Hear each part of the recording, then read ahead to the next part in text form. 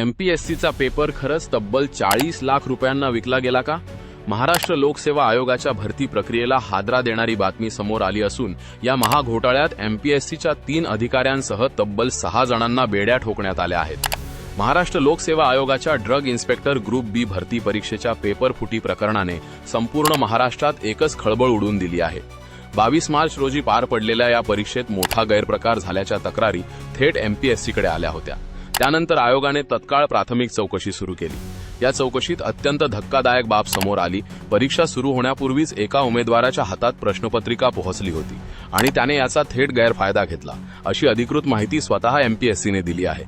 या गंभीर प्रकरणानंतर एमपीएससीने कोणतीही तडजोड न करता संपूर्ण ड्रग इन्स्पेक्टर भरती प्रक्रिया तात्काळ रद्द करण्याचा मोठा निर्णय घेतला आहे.